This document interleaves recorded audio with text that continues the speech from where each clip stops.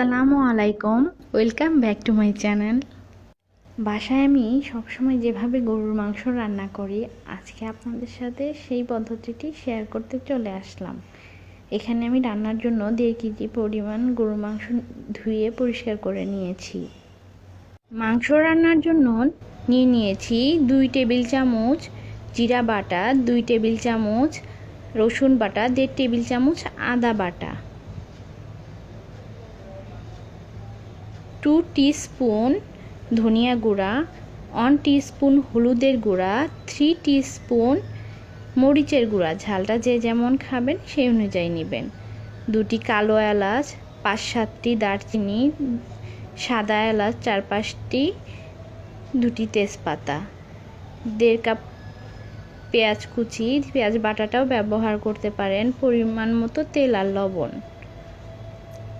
এটি মহরি গুঁড়া বা মিষ্টি সস গুঁড়া 1.5 টেবিল চামচ। মাংস রান্নার পাত্রে পরিমাণ মতো তেল দিয়ে নিচ্ছি।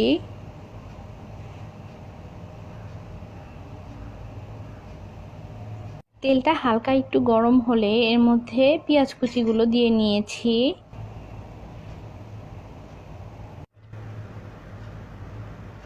পেঁয়াজ কুচিগুলো একটু লালচে করে ভেজে নিব। পেঁয়াজগুলো হালকা একটু সাদা সাদা হয়ে আসলেই গোটা মশলাগুলো আমি এখানে দিয়ে দিব। এখানে একটা জিনিস খেয়াল রাখবেন, সাদা এলাচ আর কালো এলাচটা দেওয়ার সময় মাথাটা একটু চিড়ে দিবেন। গোটা মশলাগুলো অনেকে মাংস দেওয়ার পরে দিয়ে দেয়, কিন্তু গোটা মশলা আগে দিলে একটা স্মেল আসে পেঁয়াজ আর তেলের মধ্যে থেকে, যেটা আমার খুব ভালো লাগে, এজন্য আমি আগেই দিয়ে দিয়েছি। আপনারা চাইলে পরেও অ্যাড করতে পারেন। পেঁয়াজটা লাল হয়ে গেছে, এখন আমি মাংসগুলো দিয়ে দিব। আর গোটা মশলা দেওয়ার যদি আপনারা আগে তেলের মধ্যে দেন, অবশ্যই কিন্তু মোটা এলাচ আর কালো এলাচ যেটা আছে আর সাদা এলাচ এর মাথাগুলো অবশ্যই চিড়ে দিবেন, নইলে অনেক সময় তেলের মধ্যে ফুটে ওটা গায়ে এসে লাগে। মাথা চিড়ে দিলে আর ওই ভয়টা থাকে না। এবার মাংসগুলোর সাথে পেঁয়াজটা একটু ভালোভাবে মিশিয়ে নিব।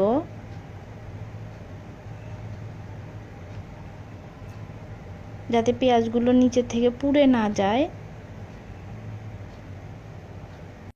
এখন আমি মাংসের মশলাগুলো একে একে দিয়ে দিব। আপনারা যারা 1.5 কেজির চেয়ে কম বা বেশি মাংস রান্না করবেন, তারা মশলাগুলো কম বেশি করে নিলেই হবে। আর যাদের কাছে এই প্রসেসটা ভেজাল লাগছে, তারা এটাও করতে পারেন যে আপনি যে পাত্রে মাংসটা রান্না করবেন, ধোয়ার পর ওই পাত্রে মাংস দিয়ে ওর উপরে একে একে মশলাগুলো দিয়ে তারপর হাত দিয়ে ভালোভাবে মাংসটা মাখিয়ে তেল দিয়ে চুলায় তুলে দিতে পারেন।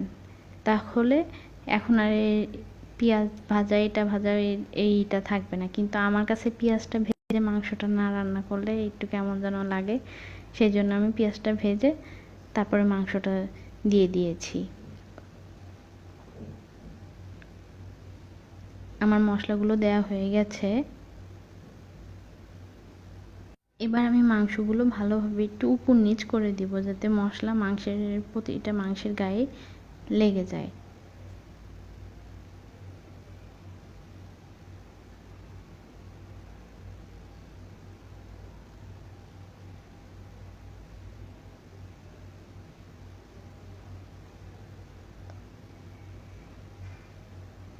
এখন আমি পরিমাণ মতো লবণ দিয়ে দিব। লবণটা একবারে বেশি দিবেন না, যতটুকু মনে হবে যে লাগবে তার চেয়ে একটু কমই দিবেন, কারণ অনেক সময় গরুর মাংস কমে যায় রান্নার পর। লবণটা বেশি হলে খেতে একদমই ভালো লাগবে না।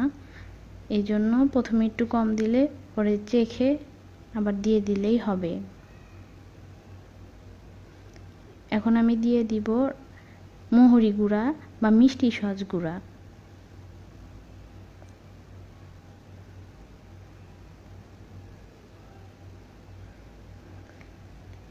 আমি আবারও ভালোভাবে লবণ আর মহরি গুঁড়োটা ভালোভাবে মিশিয়ে নিচ্ছি মাংসের সাথে। মাংস কষানোর জন্য আমি এখানে কোনো পানি ব্যবহার করব না, কারণ গরুর মাংস থেকেই অনেক পানি উঠবে। এবার 10 মিনিটের জন্য ঢেকে রেখে দেব। 10 মিনিট পর ফিরে আসলাম। দেখুন মাংসের ভিতর থেকে এখনই কিন্তু অনেক পানি বের হয়ে গেছে। আমি এক্সট্রা কোনো পানি ব্যবহার করিনি মাংস কষানোর জন্য। আমি এবার মাংসগুলো একটু উপর নিচ করে দিব।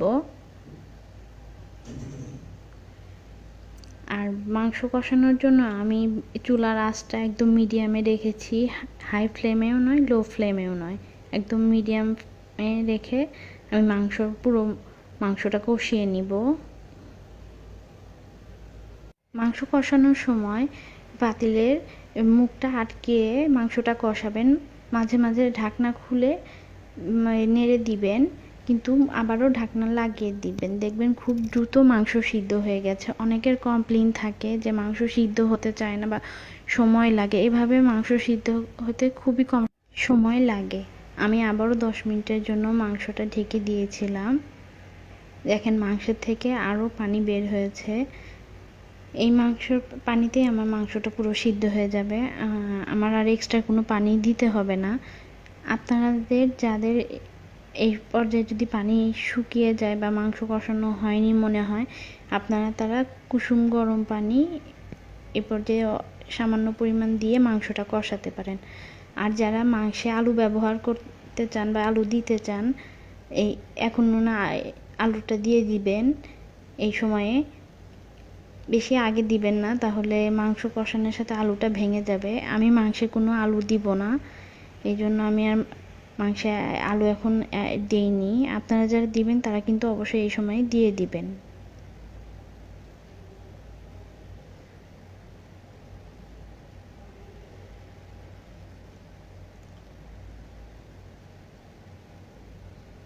ঝোলটা চেখে মনে হয়েছে ঝালটা একটু কম হয়েছে, এই জন্য আমি কয়েকটি শুকনো মরিচ মাঝখানে চিড়ে মাংসের মধ্যে দিয়ে দিচ্ছি। আপনারা চাইলে আস্তে আস্তেও দিতে পারেন। এতে দেখবেন যে ঝাল কখনো যদি মাংসে কম হয়, এই মরিচটা দেওয়ার কারণে ঝালটা ঠিক হবে। ঝাল নিয়ে আসলে কিছু বলার নেই, যে যেমন ঝাল খেতে পছন্দ করেন মাংসে, সেরকমই ঝাল দিবেন।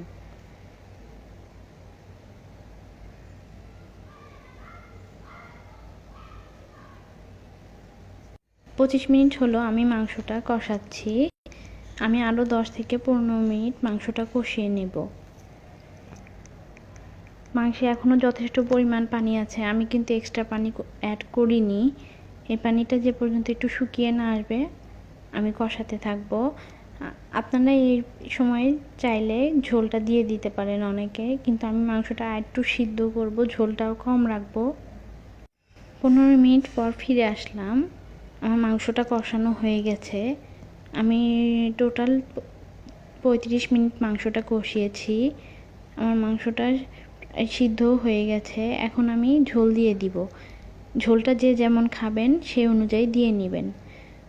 ঝোল দেওয়ার জন্য আমি অন্য চুলায় পানি গরম করে নিয়েছি। এখানে কুসুম গরম পানিটা ব্যবহার করবেন। গরু মাংস কষানোর পর কুসুম গরম পানি দিয়ে ঝোলটা দেওয়ার চেষ্টা করবেন। আর আমি কিন্তু এখনও পর্যন্ত গরু মাংস কষালাম যে চুলার আঁচটা একদম মিডিয়ামে রেখেছিলাম। এখন আমি চুলার আঁচটা একটু বাড়িয়ে দিব, আমার আর একটু পানি লাগবে, এই জন্য আমি আর একটু পানি অ্যাড করে দিলাম। আপনারা আপনাদের সুবিধা বা পছন্দ অনুযায়ী পানিটা কম বেশি করে নেবেন।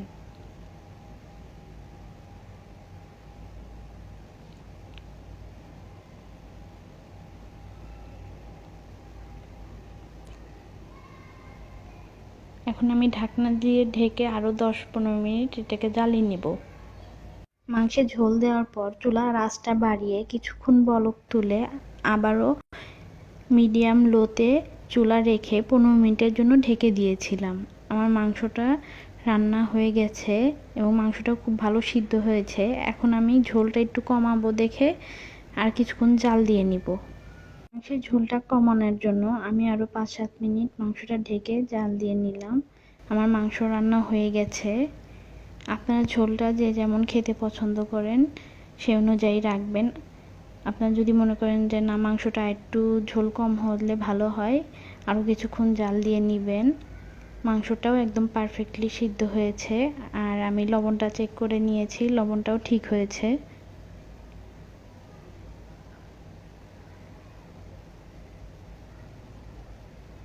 আমার ভিডিওটি যদি আপনাদের ভালো লেগে থাকে তাহলে অবশ্যই একটি লাইক দিবেন, ফ্রেন্ডস অ্যান্ড ফ্যামিলির সাথে শেয়ার করবেন, কিছু জানার থাকলে কমেন্ট করবেন, আর নতুন ভিডিও পেতে চ্যানেলটি সাবস্ক্রাইব করবেন। আল্লাহ হাফেজ।